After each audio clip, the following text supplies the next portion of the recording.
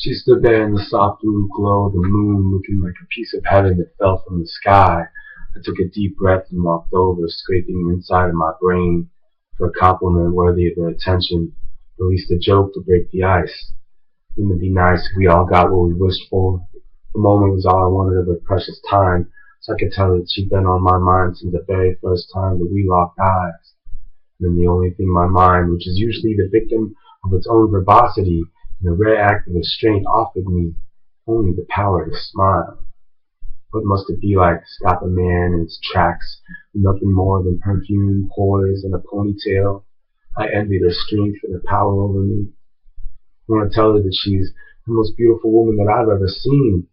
And I remember that women think less of you when you put them on pedestals. But Jesus Christ, man, what are pedestals for if not to be the stage for an angel so miraculously marvelous and moving to be adored from?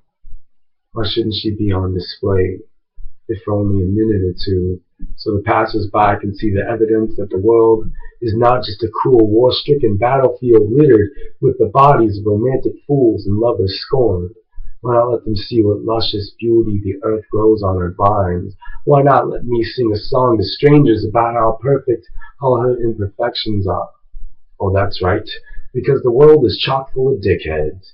Douchey guys with shiny cars and six-pack abs who think with their cocks and circle beautiful girls like sharks hungrily licking their lips, waiting for a moment of insecurity to prey upon. Thanks a lot, dickheads. Now I can't even put this lovely woman on a pedestal. She's not an object like a vase or a postmodern sculpture, anything other trite little trinkets that we normally put on pedestals. She's just a genuine treasure that I'd like everybody else to take note of. She is a masterpiece of juxtaposition, of delicate femininity, and of endless strength, like an intricate silver spider web holding steadfast to the rafters of a windy bridge. She is a reason to wake up early, work overtime, to spend entire paychecks on. She is a muse who needs an album written about her, a painting of a silhouette, and a country or constellation of stars named after her. She deserves to have her name up on a big fluorescent sign that lights up the desert sky, but for some reason we only do that for casinos, strip clubs, and all-you-can-eat buffets. I want to tell this girl she's more radiant than the sun and more lovely than I can put into words, but I can't even put words into my own mouth. I am stunned, I am tongue-tied and cross-eyed, I am a fool. Such a lovely level of stupidity she has cast over me like a big, dark, beautiful wall cloud, and all I want to do is wait for her storm to come and wreck my hometown and leave me in the rubble, combing over my meager existence to find salvageable scraps so I can arrange them on the ground in a giant scrawl that reads, "Help me, I'm dying here without you."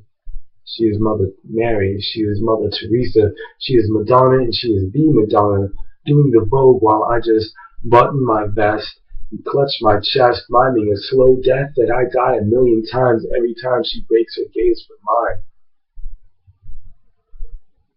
This moment here is but a few fleeting seconds. It feels like it's an entire lifetime, like a silly dog, rolling over playing possum, sitting up, shaking hands if only to catch her eye. A fool to try any little thing I can do to get her to notice that I am breathing, bleeding, living, and leaving this life with one mission on my heart, to win hers at all cost. And although I am lost in her wilderness, in her exotic terrain, I will not relent until I clear a pathway straight into her heart that many men, oh, many men, may try to follow, but cannot take the uphill struggles, the downhill strides, the test of purity of passion that hits to their pride. And so alone I stand in the jungle of her stare, breathing heavy, smooth as belly, scoping every move already. Time is of the essence, but I need a moment or two, or like 1,000 and two, to try and figure out exactly what I can do to get her to talk to me, to get her to share some of the beautiful thoughts that I see racing through her beautiful mind. I can tell by her eyes that there's something giant behind them to say, what to say, and then it hits me. Do you know what the cipher one's funny?